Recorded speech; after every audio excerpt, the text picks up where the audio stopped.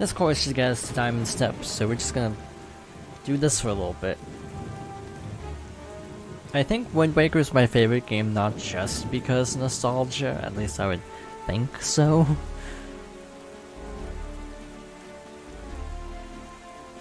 Like, I genuinely love the art style of this game, and I like the atmosphere of it a lot. I like, though they're very few and far between, I do like the dungeon design that is here. But again, this game has considerably fewer dungeons than other Zeldas, so I know that kind of tends to be a point of contention for some fans. Some fans wish there was more dungeon, less exploration, but I guess again, I like Breath of the Wild, so that should say something about my Zelda tastes. The back and forth I find very enjoyable, not just the dungeons themselves, so maybe that's why I enjoy this game. Maybe that's also why I like Majora's Mask and Link Between Worlds.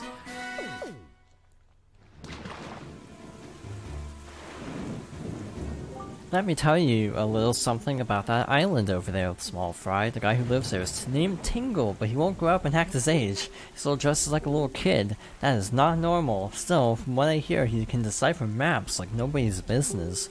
It just goes to show you can't judge a person on appearance alone, Fry. Of course, the thing about this Tingle guy is that when it comes time to pay his deciphering fee, you'd better be ready to fork over some serious dough. Anyone who doesn't have a deep wallet won't be reading any maps, that's for sure. And that's all the info I've got to offer. If you want to hear it again, you'll have to throw some more bait on the water. Neat. Oh, shoot. It's gonna throw me off because map is D-pad on GameCube, I'm pretty sure. But it's pause in this version.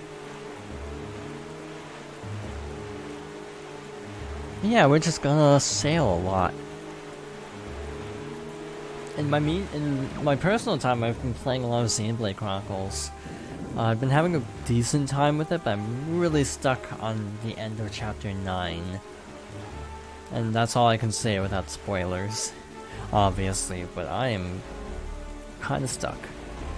On the whole, I'm enjoying it more than Xenoblade Chronicles 1.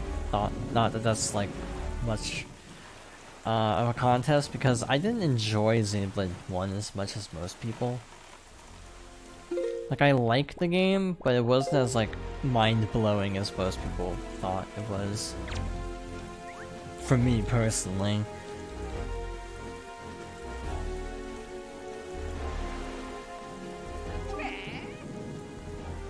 Alright, let's see what you have to say, Mr. Fish. This is Diamond Step. No, this is Great Fish. I saw the lower left map and it was Diamond Step. You should come around these parts on nights when just a wee bit of the left half of the moon is missing. That's when it appears, Fry. That's all the info I've got to offer. If you want to hear it again, you'll have to throw some more bait on the water.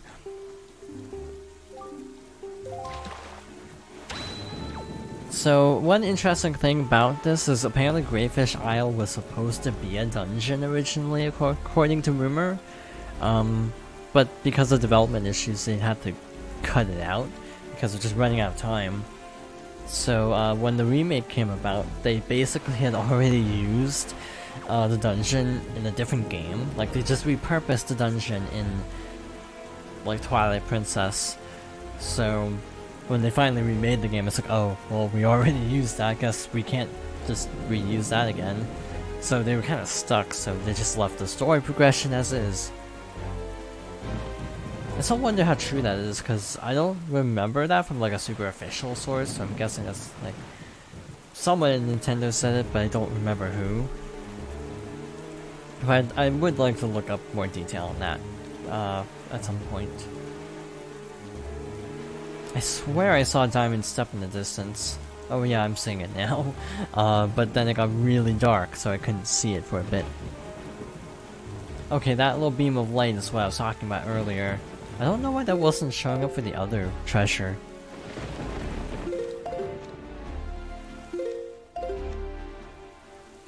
This is a lot easier if you're using the gamepad, because you can just look at the gamepad instead of toggling it constantly.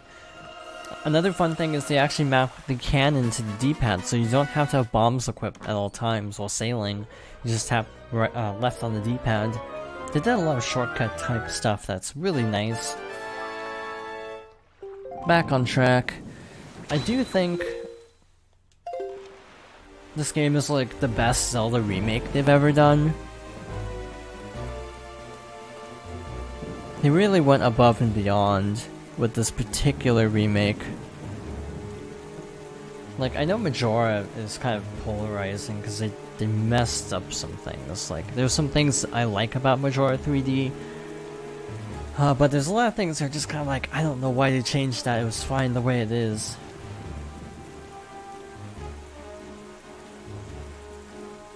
So, but this game, all the stuff they changed was stuff that could benefit the game, so like I have no objections to this version. With Majora, I feel like they'd have to kind of change it back to the way it was if they ever remade it again. Have you noticed, Link? Warning has not broken since we arrived at Greyfish Isle. The land that was so ravaged by monsters, as it is as if time itself is frozen. Perhaps this is the curse that Valu spoke of. Whatever the reason, if this night does not end, then we need not worry about the pirates overtaking us. In fact, it might not be a bad idea for you to visit your hometown and family again after such a long time. We can speak with Jabrin after you do. You know what, I actually really like that detail.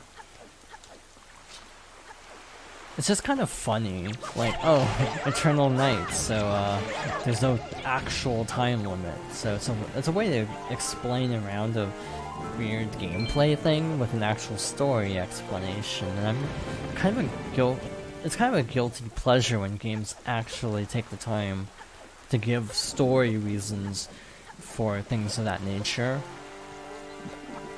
Like, it's really cute when a game is like, yeah, we didn't need to actually explain why this night is so long, but they do it anyway.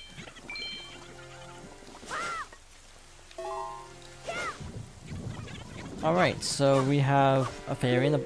We don't even need to do that, do we? I was like, we can go up to the other place, but I'm like, we already have a fairy in the bottle.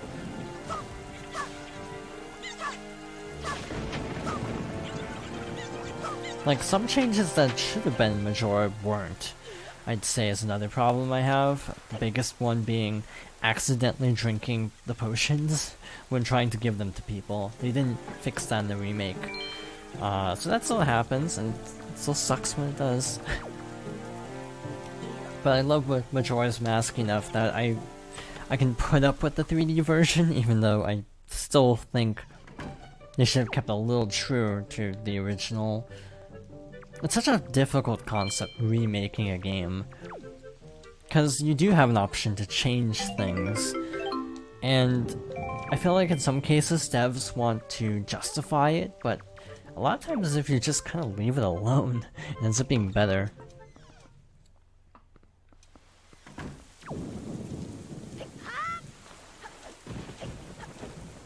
Alright, so we need to go to the forest now that we have bombs. Mini blends will spawn in on this path later on. I don't know. Okay, it happens now. So we're just gonna roll on by.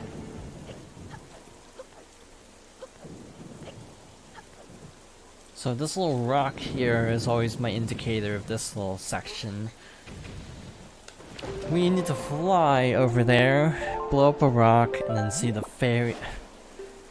Thanks, game, I couldn't see what direction to point the wind because Link, well, the tree was blocking it, so yeah, thanks, game.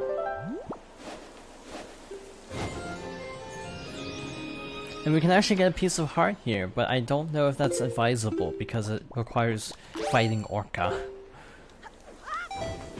I'd like to do it now to get out of the way, but it will be the rest of the stream if we do it. We could just do like more side quests in Tower of the Gods next time, so it's no big deal.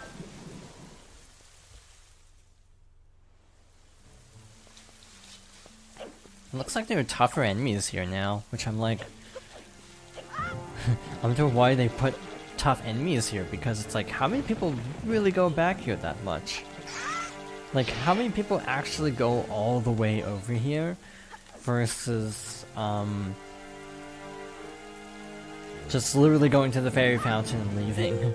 It's like, it's kind of weird putting enemies in a place that most people won't go. There you have it. Fairy fountain. We don't have to play Zelda's Lullaby either, which is kind of nice.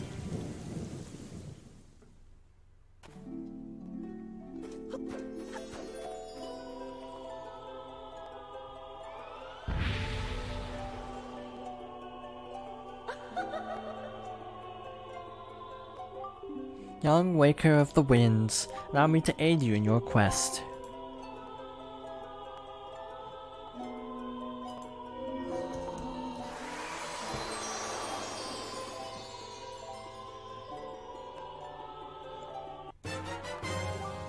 You can now carry more rupees. Now you can hold up to 1,000 rupees.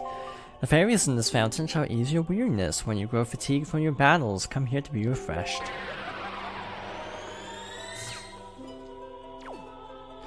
So we didn't already... Well, might as well. Because, well, we should have one. And we'll have to use one coming up here. So I'm gonna be honest, giving the fairy to Grandma is like the scariest thing in the game. It sounds really weird out of context, but it actually is. The reason it's so terrifying to me is, again, Majora's Mask, I have this constant fear I'll use up the fairy, but I'll use it on Link by accident, and just waste it. That's never happened to me, but there's always that fear in the back of my mind that it's something that could happen. As unlikely as it is. Yeah, back to talking about E3 for a little bit. I really hope all this stuff about Banjo-Kazooie comes to light and actually means something, because there's a thing going around where a company that made merch for Spyro Reignited and Crash Insane Trilogy, both this company is teasing Banjo merch, and everyone's like, because they just did Crash and Spyro merch when those got remade, everyone's like, huh, that's interesting timing. Wonder if that means anything. I hope it does, but I'm not holding my breath either way.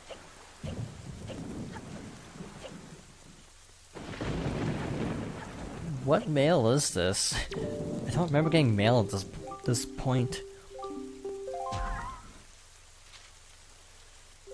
I'm sorry to disturb you with this unsolicited letter. If the following does not interest you, please throw the letter away without a second thought. But this is your big chance. Do you have need of an empty bottle, a piece of heart, or a treasure chart? We have them at special bargain prices, but we only have one of each. If you're interested, go to the shop ship near Outset Island. First come, first serve. I can't wait to serve you. To those who took the time to read this letter, please accept my humble thanks. Assistant Manager, Outset Shop Ship. And green rupee. Thanks. Really helpful.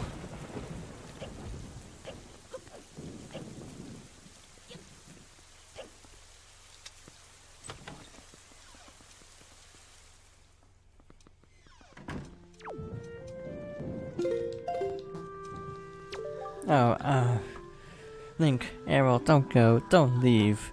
Don't leave your poor grandma all alone. Because it circles around Link, and that always makes me think I used it on Link by accident.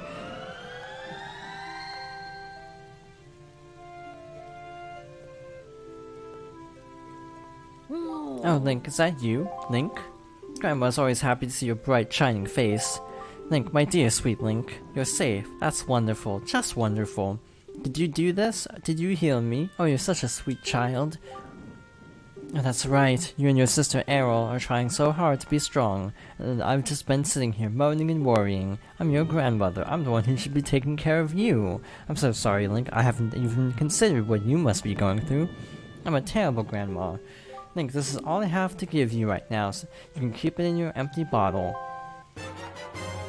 You got elixir soup. This healthy soup your grandmother makes replenishes all of your life energy and magic power. Your attack power also doubles until the first time you take damage. Now that is one hearty soup. And your kind old grandmother filled your bottle so full that there's 2 helpings inside. Isn't she the sweetest? You and your sister love this soup, don't you? If you run out, I can make it for you anytime you like. Grandma's going to try to be strong, so you try to be strong too. But don't do anything reckless, alright? Alright, so that side quest is done, but we have... oh god. This is gonna be a treat